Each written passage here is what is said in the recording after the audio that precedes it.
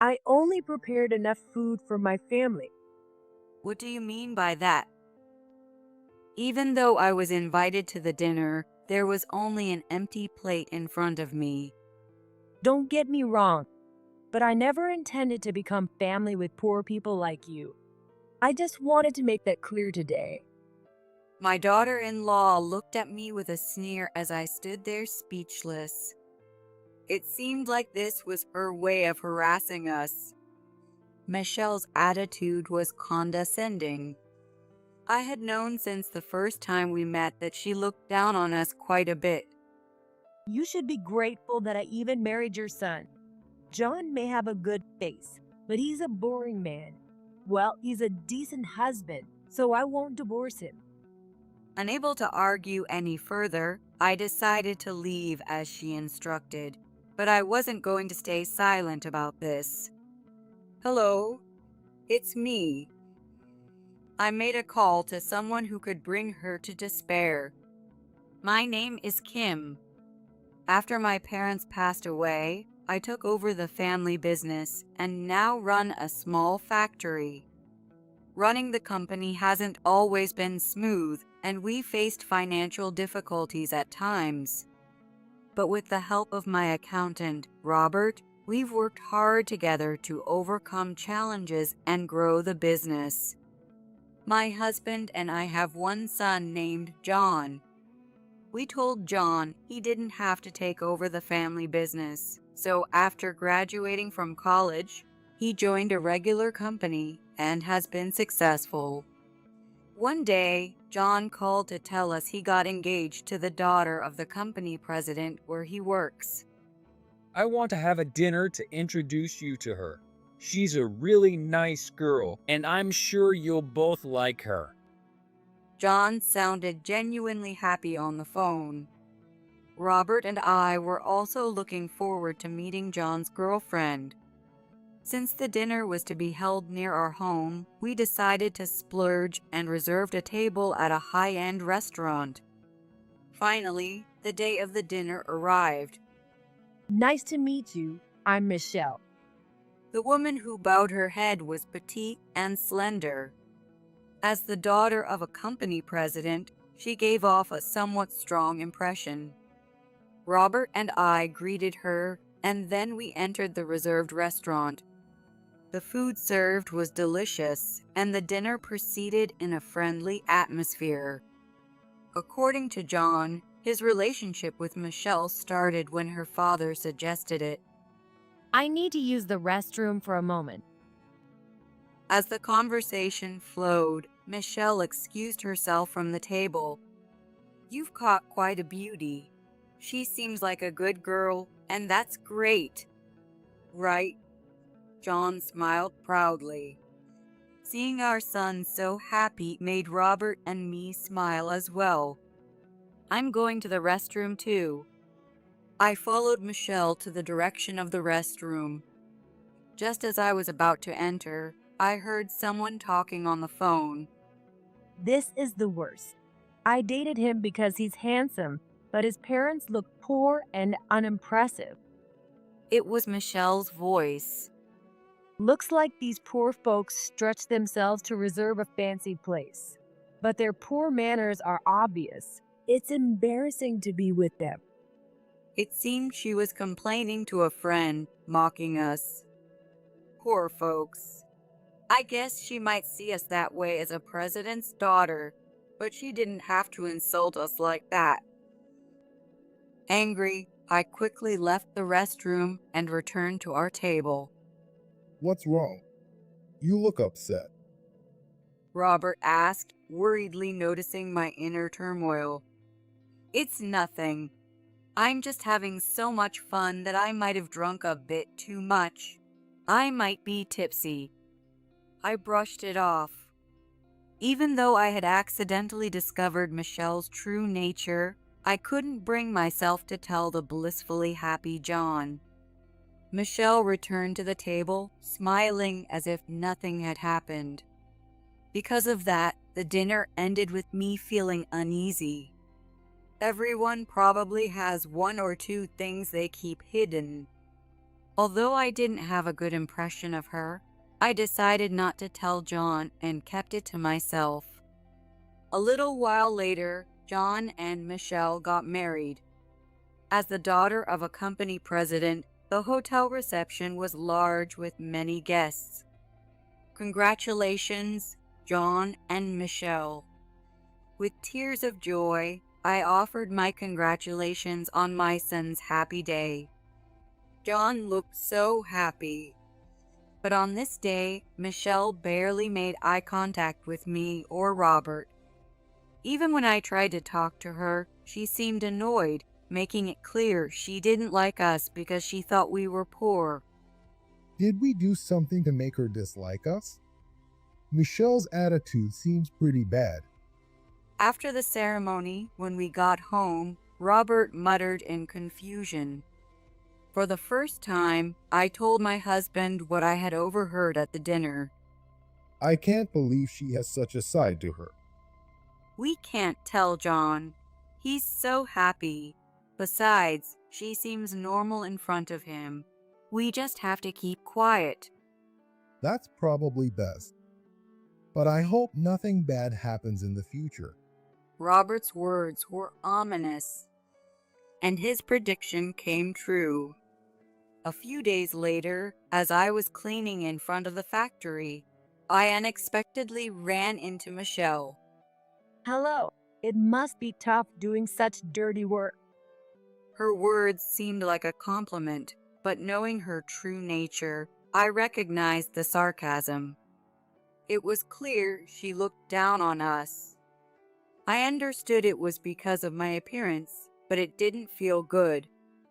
I brushed off Michelle's comments and hurried back to the office. Despite occasional irritation with Michelle's attitude, on the surface, John's family appeared peaceful. A few years after the wedding, Michelle became pregnant with their first child, and John seemed happy. Eventually, Michelle gave birth to a baby girl, but that marked the beginning of her increasingly outrageous behavior, which troubled me. Well, Kim, please handle everything today. You're good at cleaning, right? I have a salon appointment. Summoned by Michelle as usual, I felt like her servant, being tasked with various chores. Looking after my baby grandchild and cleaning their house. And running errands. Today was going to be another busy day, I sighed. If you need any help, let me know. After Michelle gave birth, I had told her that. It was out of kindness, hoping to help her with the unfamiliar task of childcare. But Michelle seemed to view my goodwill as nothing more than having a housekeeper she could conveniently use anytime. Lately, Michelle started asking for financial help, claiming their household budget was tight. John's salary has decreased, and we had a baby, so things are tough. Can you help us out a bit? She pleaded that having a child was expensive. I see. I'll give you a little to help out. But does John know about this? Yes, of course. John told me to ask you for help. Okay, I'll transfer it later. Yay, thank you so much. Michelle thanked me in a rather carefree manner for someone asking for financial aid. There seemed to be no guilt or shame in relying on others. She seemed quite accustomed to relying on others, for better or worse. Believing Michelle's words, I started transferring money to her account every month. The amount was small at first, but her demands gradually escalated, and now I was giving her about $1,000 a month. I didn't mind as long as the money was for my grandchild, but I didn't know how Michelle was actually using it. I continued the monthly transfers, wondering what she was spending the money on. As my grandchild's first birthday approached, I received a call from John about a dinner. We're thinking of having a birthday dinner at our place and inviting Michelle's parents too. How does that sound for you and Dad? Sure, we'd love to come. We're looking forward to it. By the way, John, is there anything you've been struggling with lately? I asked John indirectly, wondering what could be causing Michelle's escalating financial demands. Struggling? No, not really. Work is going well. Oh, I just got promoted. I see. That's good. Sorry for asking something weird. From John's words, it didn't seem like they were having financial troubles. It appeared that Michelle was the only one who knew about the financial support from us. My distrust towards Michelle grew even stronger. Then, on the day of my grandchild's first birthday party, I received a message from Michelle on my phone saying that the time had been moved up. Confused by the sudden change, even on the day itself, Robert and I hurried to our son and daughter-in-law's houses. When we rang the doorbell, Michelle's voice answered. Come on in. When we entered their house, it was oddly quiet, and I had a bad feeling. In the living room, Michelle was waiting alone. There was no sign of John or my grandchild. Thank you for coming today. Please have a seat. Michelle said this with a smile, but her eyes were not smiling. It was a cold, eerie smile. Feeling uneasy about the atmosphere, we sat down as she suggested, but I noticed something strange. The seats prepared for us at the dining table had only empty plates and glasses of tap water. Perhaps the meal would be prepared soon. However, Michelle showed no sign of that. Michelle's parents were supposed to be invited to today's dinner, but there was no sign of them either. Feeling more and more uncomfortable, we were puzzled. Michelle, what is this about? Robert asked cautiously, unable to grasp Michelle's true intentions. Don't you get it yet? Oh, poor people like you wouldn't be able to imagine what I'm thinking. Actually, I only prepared food for my family. What do you mean? Don't get me wrong, but I never intended to become family with poor people like you. I just wanted to make that clear today. Michelle's beautiful face twisted into a malicious grin. It seemed this was her way of harassing us. Is that how you really feel? You put on a good act in front of John. You should be grateful that I even married your son.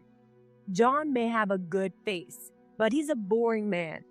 Well, he's a decent husband, so I won't divorce him. Michelle's attitude was condescending. I had known from overhearing her phone call at the first dinner that she looked down on us. It seemed she didn't want to get too familiar just because we were family by marriage.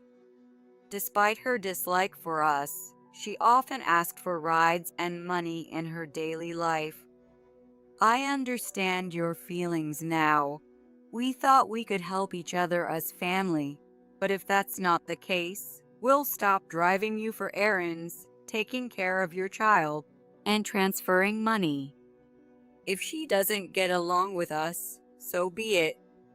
If she stops involving us altogether, we can avoid any further unpleasantness. When I made this suggestion, her response was shockingly unreasonable. Don't decide that on your own. I need a housekeeper who can help me when it's convenient for me. So, keep helping me and keep the money sending. What are you talking about? Do you realize how unreasonable you're being? I gave birth to your grandchild, didn't I? It's only natural for you to do that much. Michelle's argument was selfish and nonsensical. No matter how much you dislike us, we have the right to see our grandchild. We don't need a meal, and just let us see John and our grandchild. No way. You should be grateful I invited you at all.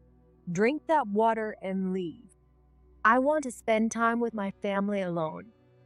What does John think about this? He'll be shocked if he finds out what you're doing. John is out shopping with our baby.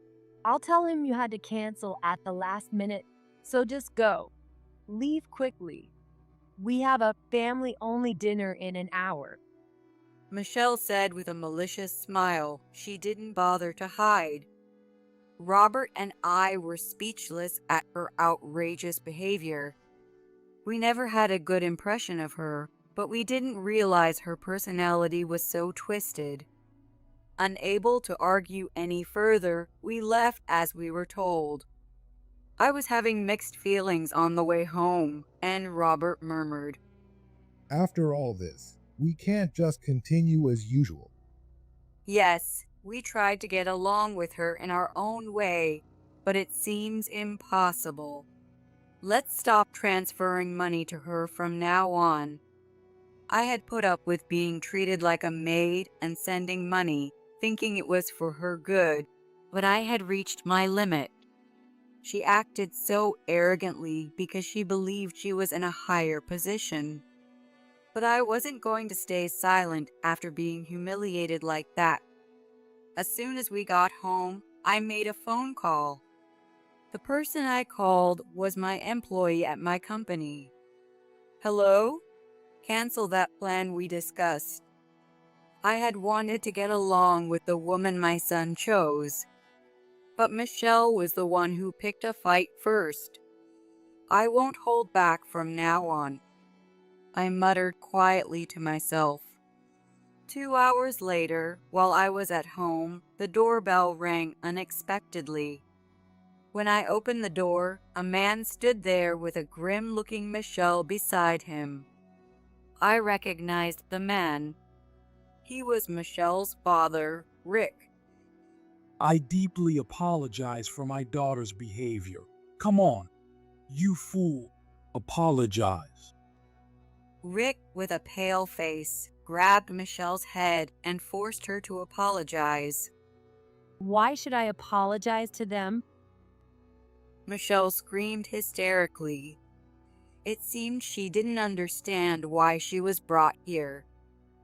You may not know, but Kim is a major business partner of our company. No way. That small town factory? And she was doing janitorial work. Yes, I do clean there. It's part of my daily routine. But as your father said, I am indeed the president of one of your father's company's major business partners. I hadn't mentioned it to you. Is that true? If I'd known.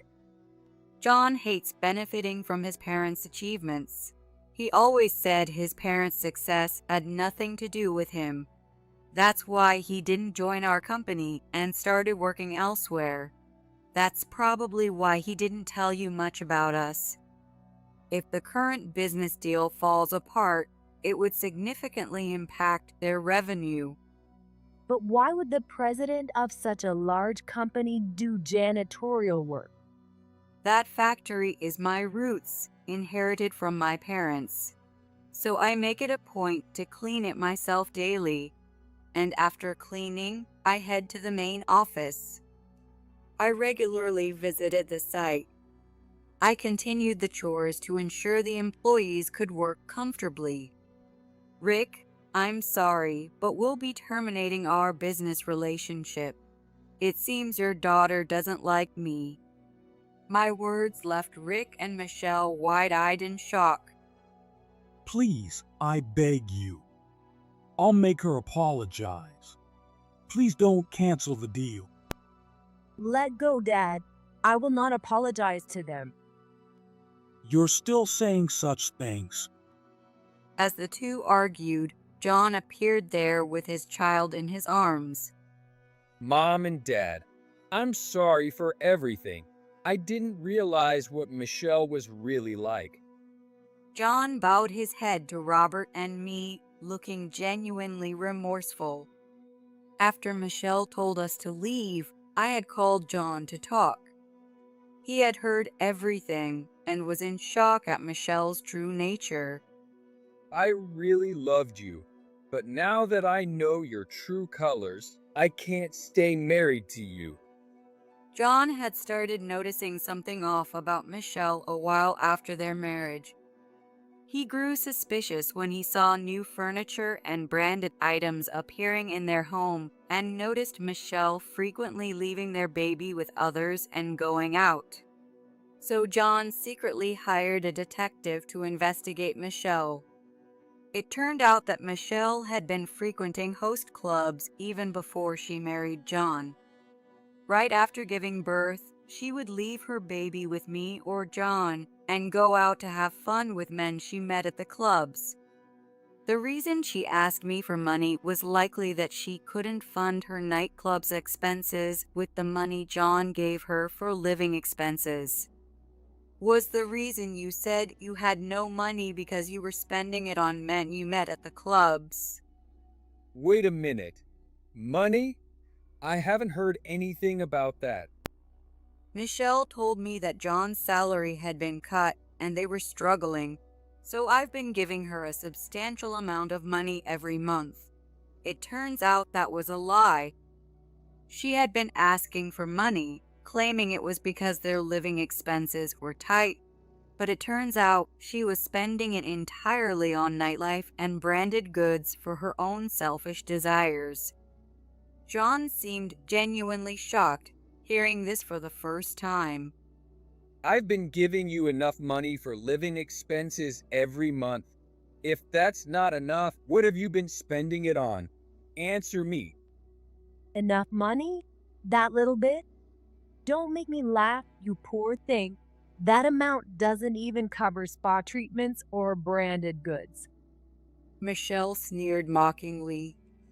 I can't take this anymore. I've been deceived all this time. Michelle, is this child really mine? Michelle's expression turned guilty, indicating the truth. It's true. I can't believe this. I trusted you. No, it's a misunderstanding. I was just shocked and couldn't speak. Of course, it's your child. Contrary to her words, Michelle's face showed clear panic.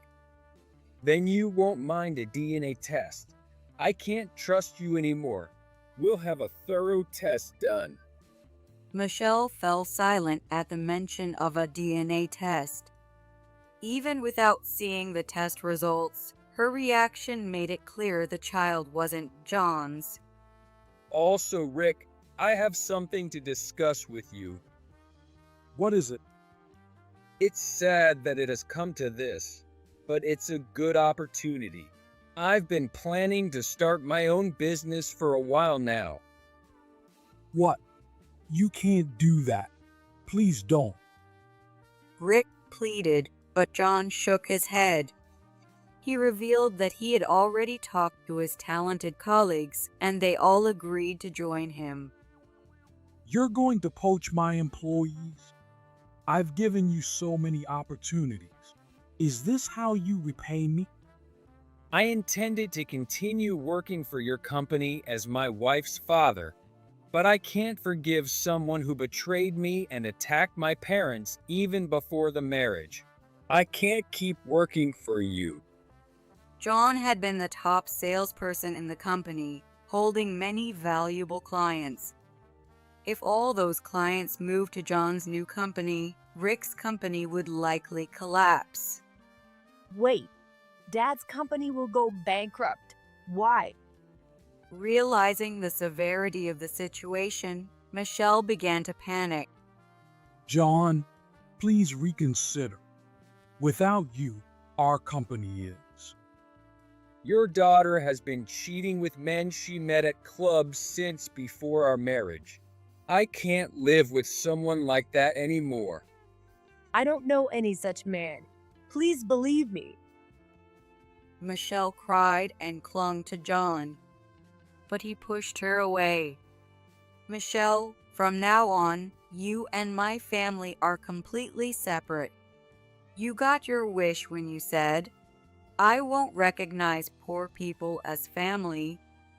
That was just a joke. No more excuses.